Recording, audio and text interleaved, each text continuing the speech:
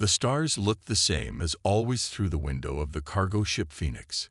Captain Dan Morrison took a sip of his coffee and checked the navigation screen. Everything was normal. They were halfway through their supply run to Mars. "Captain, I'm getting something weird on the comm system," said Lisa Turner, the communications officer. Dan turned his chair to face her. "What kind of weird?" "It's a distress signal, but nothing like I've seen before. The encryption is completely alien to our systems." The word made everyone on the bridge stop what they were doing. Alien. After 200 years of space travel, humans had never found other intelligent life. "Where's it coming from?" Dan asked. Lisa checked her screens. "Way out there, Captain, beyond the asteroid belt. Beyond Jupiter. It's coming from deep space where nobody goes." Dan stood up and walked to her station. The signal was real. It pulsed with a strange rhythm, like a heartbeat made of static and code. "Can you decode any of it?" "I'm trying, but the computer doesn't recognize the language or the technology." "Wait, there's something else. It's using math. Universal constants. They're trying to communicate." Far away, in the cold darkness of space, another ship drifted without power. The luminescence had once been beautiful, with a hull that sparkled like crystal. Now it was dying. Commander Crixtell watched his crew work at their stations. Only emergency power remained. The lights were dim. The air was getting thin. "How much time do we have?" he asked his science officer. 6 rotations, Commander. Maybe 7 if we reduce activity." 6 rotations. On their world, that meant about 30 hours. Crixtell's bioluminescent patches flickered with worry. 12 lives depended on him, and he had no solutions left. "Keep transmitting the distress signal," he ordered. "Someone might hear us." "Commander, we're too far from Zentari space. No one will come." "Send it anyway. We must try everything." Back on the Phoenix, Dan gathered his senior officers. Mike Bennett, the chief engineer, leaned against the wall with his arms crossed. Amy Chen, the ship's doctor, sat forward in her chair. Jake Foster, the navigator, studied the star charts. "We picked up a distress signal from an unknown source," Dan explained. "It's unlike anything in our databases." "How do we know it's real?" Mike asked. "They're using mathematical constants to communicate. Whoever they are, they understand science. And they need help." "Captain, we have cargo for Mars," Jake reminded him. "Company rules say we stay on course." "I know the rules." Dan looked at each of them. "But this could be first contact. Real aliens. And they're in trouble." Amy spoke up. "If someone's dying out there, we have to help. It's what humans do." Mike scratched his head. "The company won't like it if we're late." "Let's vote," Dan said.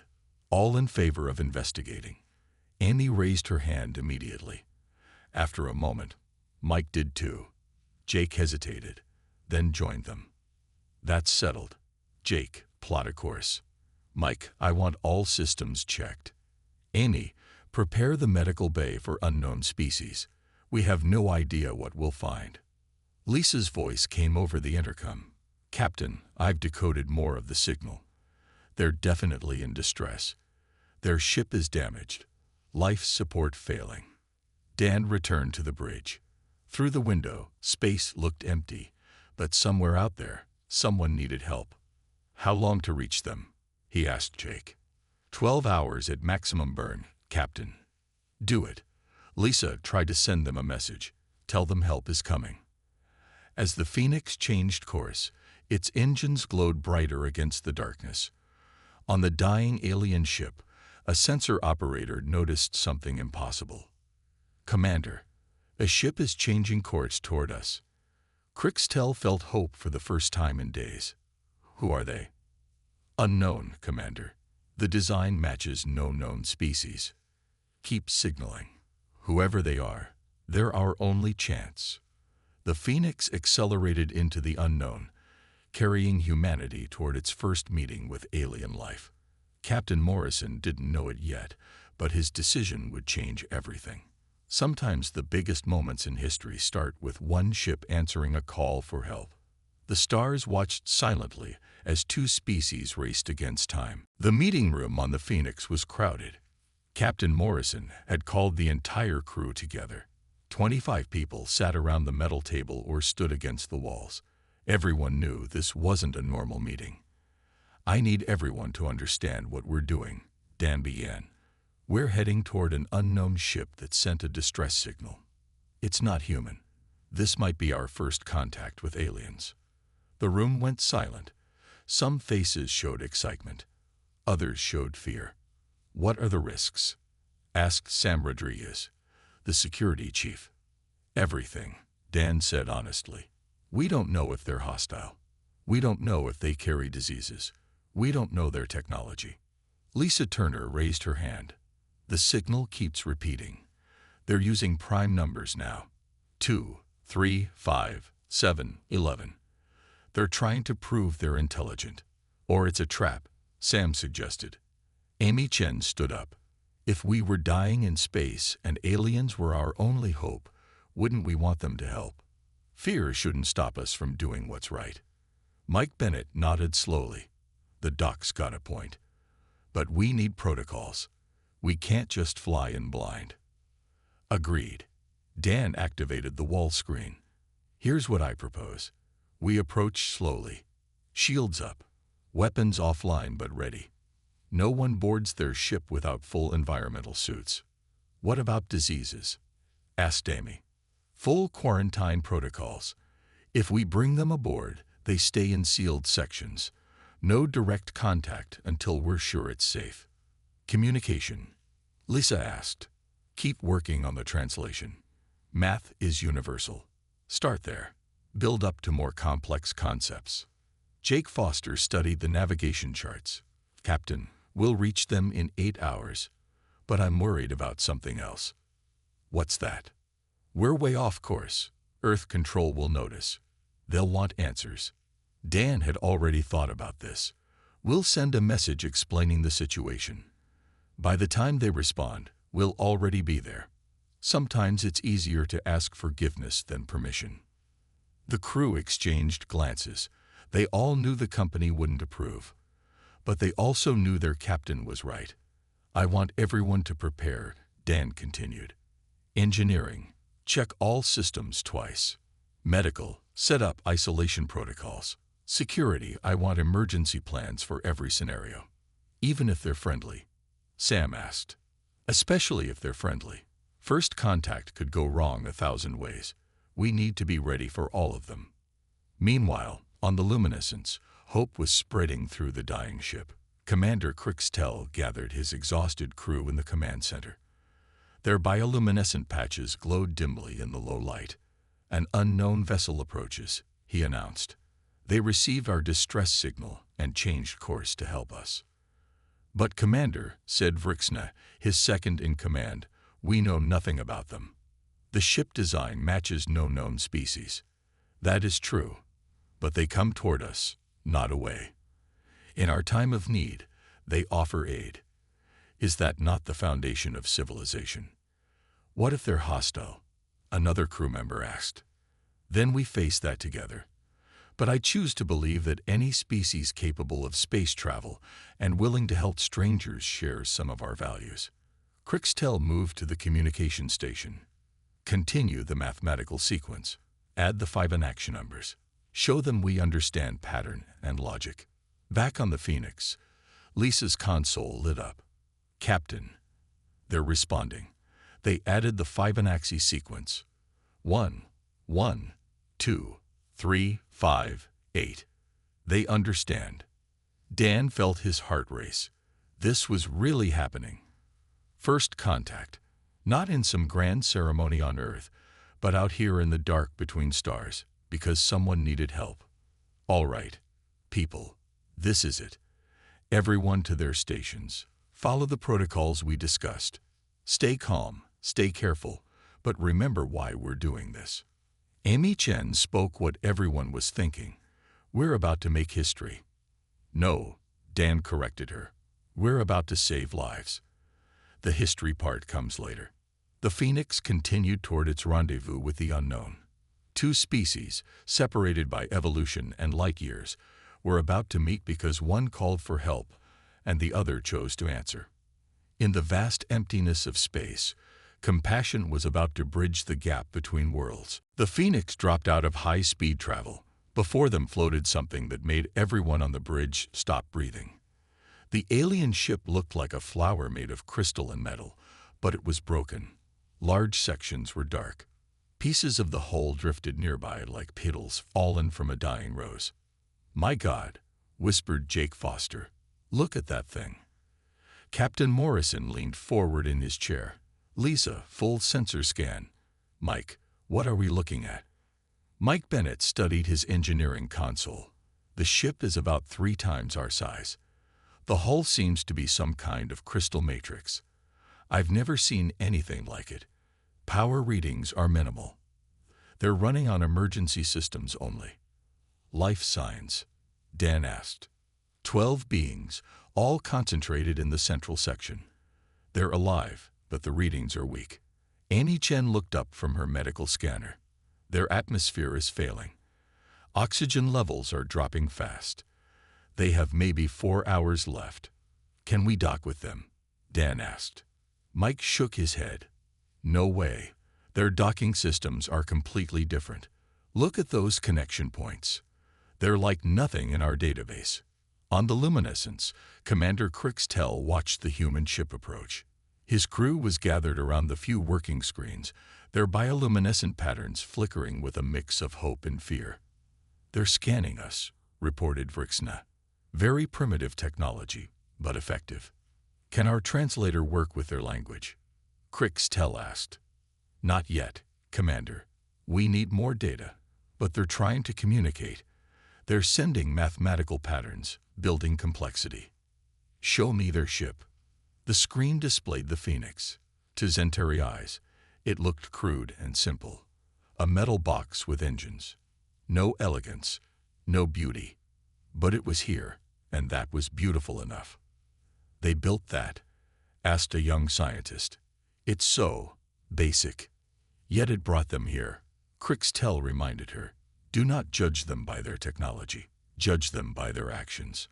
Back on the Phoenix, Lisa was working frantically. "Captain, I'm establishing a basic communication protocol.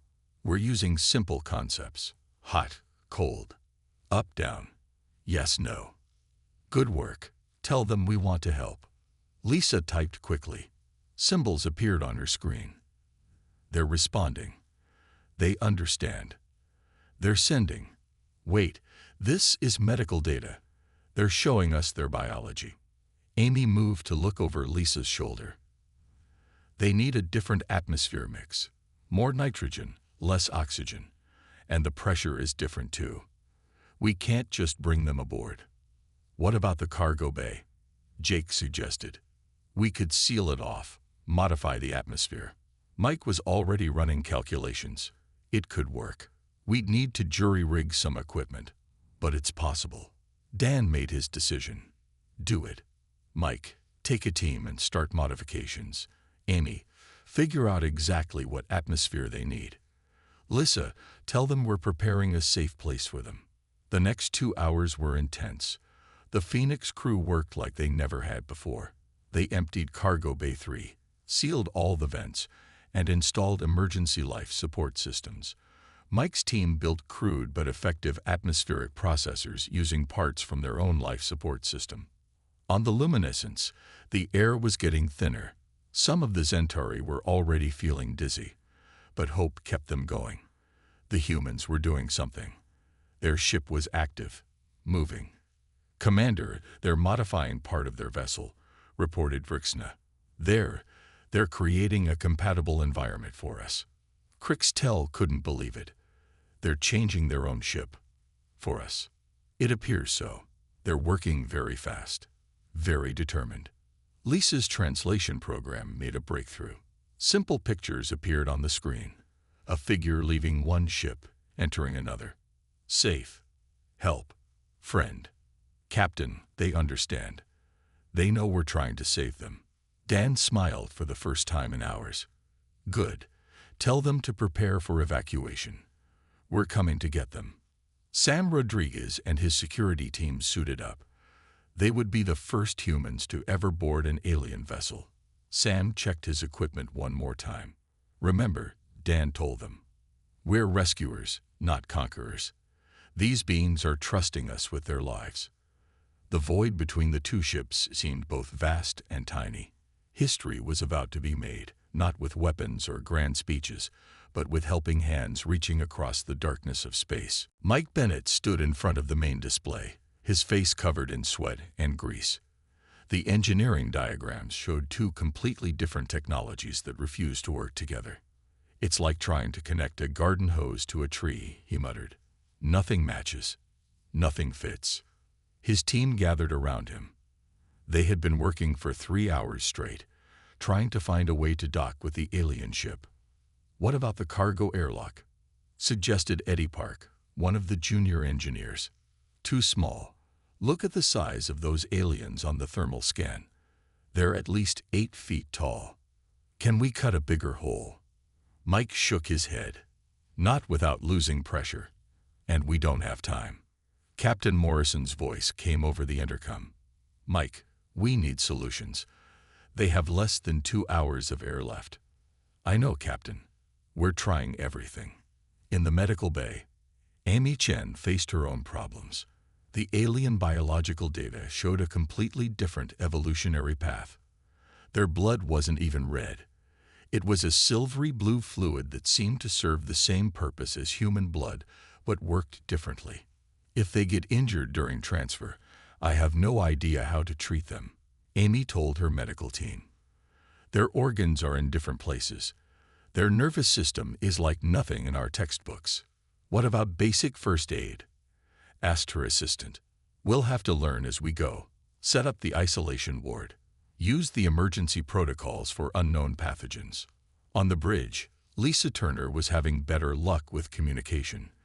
The translation program had advanced from simple concepts to basic sentences. Captain, they're sending more detailed information. I think they're trying to help us help them. The screen showed technical diagrams from the alien ship.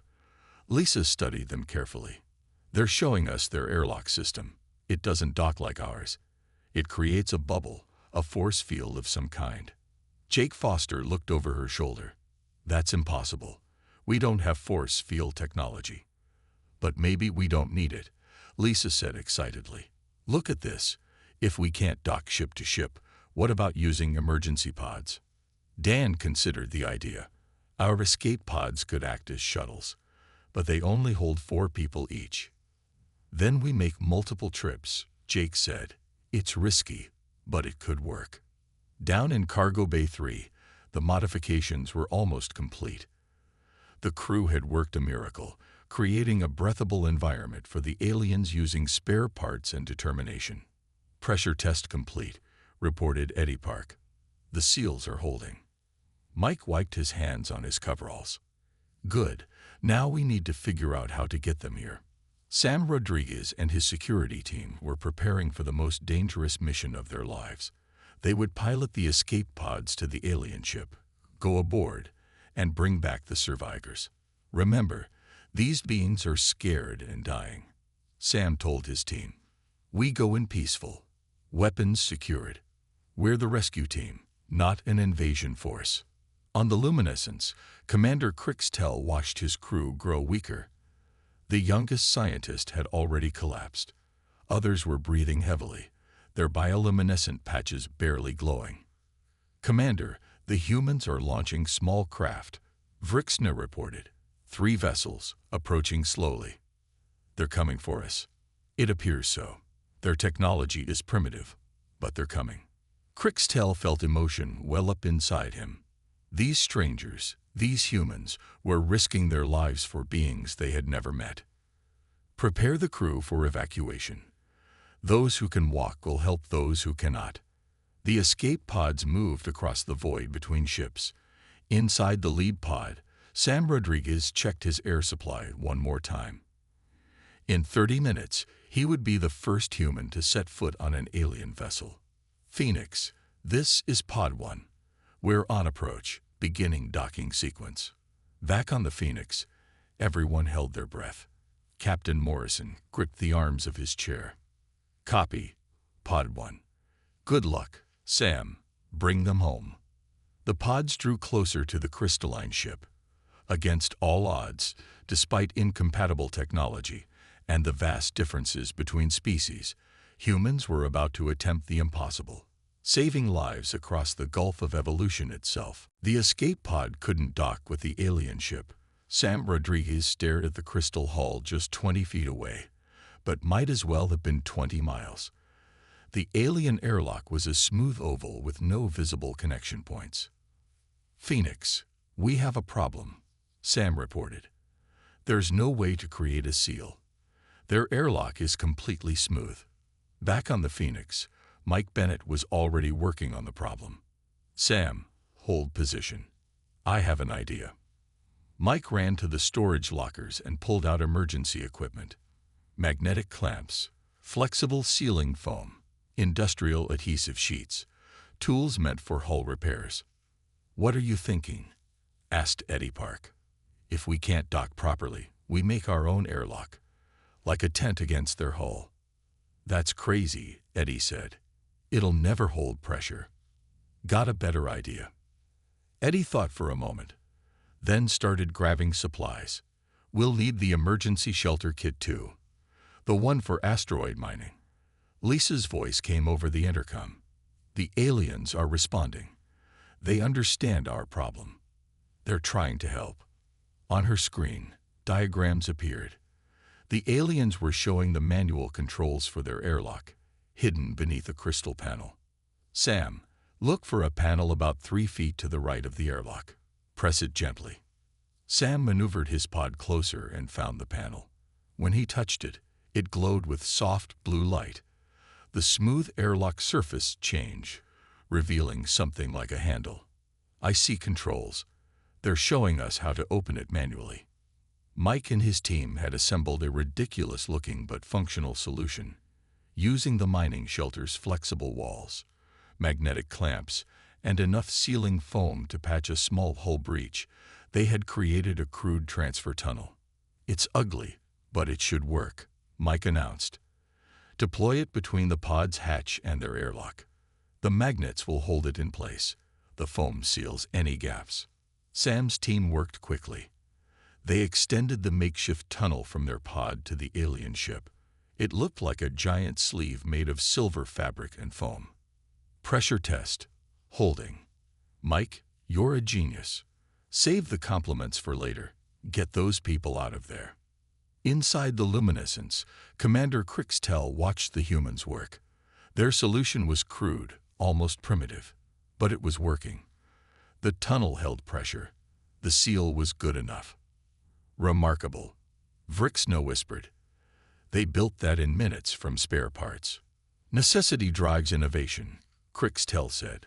Prepare the crew. The humans are coming. Sam entered the tunnel first, his heart pounding. The fabric walls rustled with each movement. He reached the alien airlock and found the manual release. The crystal door opened with a soft hiss. The first thing Sam noticed was the smell, sweet, like honey mixed with ozone. The second thing was the light. Everything seemed to glow from within. Then he saw them, the Zentari. They were tall, translucent beings with bodies that looked like living crystal. Their bioluminescent patches pulsed weakly. Some were lying on the floor. Others leaned against walls for support. Commander Crixtell stepped forward. He was weak but standing. He raised one crystalline hand in what seemed like a greeting. Sam raised his hand in return. First contact. He activated his suit's speaker and spoke slowly. We're here to help. Friends. Safe. The translation came through Lisa's program. Crixtell's patches brightened slightly. He understood. Thank you, the alien commander said, his words translated into English. We are dying. You came. That's what humans do, Sam replied. We help. Now let's get you out of here. The evacuation began. Humans and Centauri worked together, helping the weakest to the escape pods. The makeshift tunnel held, though it creaked and rustled with each passage. Amy Chen's medical team was ready when the first pod returned. The Zentari were carefully moved to the modified cargo bay. The atmosphere was perfect. They could breathe. "Vitals are stabilizing," Amy reported. "They're going to make it. 3 trips, 12 aliens, all saved." As the last Zentari was brought aboard the Phoenix, the luminescence finally went dark. Its mission was complete. Its crew was safe. Human ingenuity had done the impossible, turning spare parts and determination into a bridge between worlds. The modified cargo bay was full of soft light. The 12 Zentari sat or lay on cushions quickly arranged by the human crew. Their crystalline bodies glowed softly now that they could breathe properly again. Amy Chen moved carefully among them, her medical scanner in hand. Each reading brought new surprises. Their body temperature was lower than humans. Their heart equivalent pumped the silvery blue fluid in a different rhythm. Commander Crixtel watched the human doctor work. Through the translation device, he asked, "You have never seen our kind before, yet you help us. Why?" Amy smiled behind her protective mask. "Because you needed help. That's enough reason for humans. But you risk contamination, disease. We are unknown to you. Every patient is a puzzle at first. We learn by doing." Annie checked the readings on the youngest Centauri, who was recovering fastest. "Your bodies are fascinating. The way you process energy is completely different from us." In the corner of the bay, Mike Bennett and 2 Zentari engineers were hunched over a damaged piece of equipment from the luminescence. The humans had retrieved it during the last evacuation trip. "This is your faster-than-light drive?" Mike asked, pointing to the crystal matrix inside the device. Through the translator, one of the Zentari engineers explained, "It bends space using harmonic resonance, but the crystal cracked during our accident." Mike studied the crack with deep interest. "On Earth, we fix cracked glass with special resins. Maybe we could try something similar." The Zentari engineers glowed brighter with excitement. They had assumed their drive was beyond repair. Captain Morrison entered the cargo bay, stopping at the security checkpoints Sam had established. After decontamination, he approached Commander Crick's telephone. "Commander, I'm Captain Dan Morrison. Welcome aboard the Phoenix." Crixtel stood with effort, his patches pulsing in what seemed like gratitude. "Captain, you saved all our lives. The Zentari people will remember this forever. We're just glad we could help. How are your people feeling?" "Much better, thanks to your doctor. She learns quickly. Already she understands more about our biology than some of our own young scientists." Dan smiled. "Humans are quick learners when lives are at stake." Lisa Turner was working with several Zentari on improving the translation system. The aliens communicated through both sound and light patterns, making it complex but fascinating. "Your language uses color as grammar," Lisa said excitedly. "Blue light for past tense, green for present, yellow for future. It's beautiful." Vrixna, the Zentari second in command, glowed with pleasure. "And your language is so flexible. You have words for concepts we only express through complex light patterns." The 2 species were learning from each other at an incredible pace. Every interaction brought new understanding. In the mess hall, Jake Foster had set up a dining area for the Zentari. Their food requirements were different, but the ship's protein synthesizers could create suitable nutrients. "It's not much," Jake apologized, offering a plate of synthesized compounds to a Zentari scientist. "But it should provide what you need." The scientist tasted it carefully, then glowed with approval. "It is sufficient, and the gesture of sharing food is universal among civilized species." Hours passed. The initial fear and uncertainty gave way to curiosity and friendship. Humans and Zentari worked side by side, sharing knowledge and stories. Mike and the Zentari engineers made a breakthrough with the damaged drive. Using a combination of human polymer sealants and Zentari frequency adjustments, they stabilized the crack. "It won't take you home," Mike explained, but it should hold until you reach a repair facility. Amy documented everything she learned about Centauri biology, creating the first human medical database for alien species. If we ever meet your kind again, we'll be ready to help faster, she told Crick's telephone. Sam's security team had relaxed their vigilance as it became clear the Centauri posed no threat. Instead, they helped move equipment and assisted with communication. As the Phoenix continued toward Earth with its alien passengers, both species realized they had found something precious in the vast emptiness of space, proof that compassion and cooperation could bridge any gap between worlds. The rescue had become something more. It had become the foundation of friendship between two very different kinds of life. The message from Earth came while everyone was sleeping. Lisa Turner read it twice, her face growing pale. She walked quickly to Captain Morrison's quarters and knocked. "Captain, we have a problem. Earth Control knows about the aliens." Dan sat up in his bunk, suddenly wide awake. "How?" "Our emergency beacon. It's been transmitting our location and status. They know we deviated from course and picked up unknown life forms." "What are they saying?" "They want us to stop. Turn around. Deliver the aliens to Jupiter Station for quarantining and study." Dan read the message himself. The orders were clear. The Earth Defense Council was involved now. Military ships were already on their way to intercept them. "Wake the senior staff. Meeting in 10 minutes. The news spread quickly through both humans and Centauri. Commander Crickstell found Dan in the corridor. "Captain, my people are concerned. Your government wants to study us." Dan met the alien's glowing eyes. "I won't let that happen. You're not lab specimens. You're our guests. But these are your superiors. You must follow orders. Sometimes doing what's right is more important than following orders."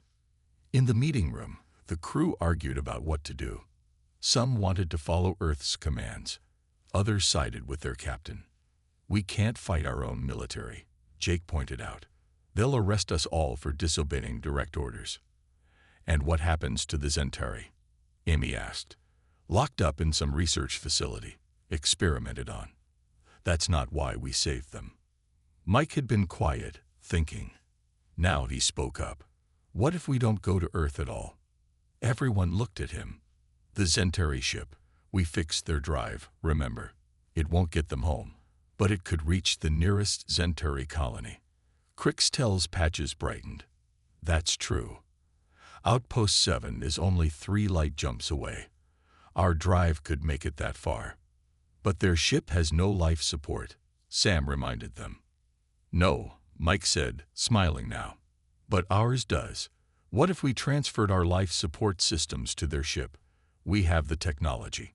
We've already proven we can adapt our equipment to their needs." The plan was crazy. It was also brilliant. The crew of the Phoenix would install human life support systems in the luminescence, then help fly it to Centauri space. "We'll be outlaws," Dan said quietly, "disobeying direct orders. We might never be allowed back to Earth." The crew looked at each other. Then Amy stood up. "These beings trust us. We promise to help them. I vote we keep that promise." One by one, the others stood. Mike, Lisa, Sam, Jake. Finally, the entire crew was standing. Dan felt proud of his people. "All right, let's move fast. We have maybe 12 hours before the military arrives." The next hours were intense. The human crew worked alongside the Centauri, transferring equipment to the alien ship. The crystalline corridors of the luminescence filled with human technology, jury-rigged but functional. Mike's engineering team performed miracles, connecting human systems to alien power sources. Amy's medical team moved their equipment, ensuring the Centauri would stay healthy during the journey. "This is incredible," Vrixna said, watching humans crawl through Jeffrey's tubes, installing oxygen scrubbers. "You're giving us your own life support." "We'll manage," Mike grunted, connecting another power coupling. Humans are good at surviving with minimal equipment. The fusion of technologies was strange but effective. Human durability combined with Centauri elegance. Crude metal boxes attached to smooth crystal walls. It shouldn't have worked, but it did. As the modifications neared completion, scanners detected incoming ships. Earth's military was closer than expected. "Time to go," Dan announced. "Everyone who's coming, get aboard the Luminescence now." The entire human crew volunteered. They would all go, leaving the Phoenix empty but operational, drifting as evidence of their choice. Standing on the bridge of the alien ship, Dan looked back at the Phoenix one last time. They were leaving everything behind. Their careers, their old lives, maybe their world. But ahead lay something better. A galaxy where humans and Centauri worked together, where compassion mattered more than orders, where lives were saved because it was the right thing to do. "Take us out, Jake." Next stop, Centauri space. The repaired drive hummed to life, bending space around them. The stars blurred and shifted. Behind them, the military ships found only empty space and difficult questions about what humanity was becoming. The Centauri Outpost 7 was unlike anything the humans had ever seen. A massive crystal structure floated in space, reflecting starlight in thousands of colors. Ships of all shapes moved in perfect harmony around it. "It's beautiful," Lisa whispered, staring at the view screen. Commander Crixtell stood beside Captain Morrison, his patches glowing with emotion.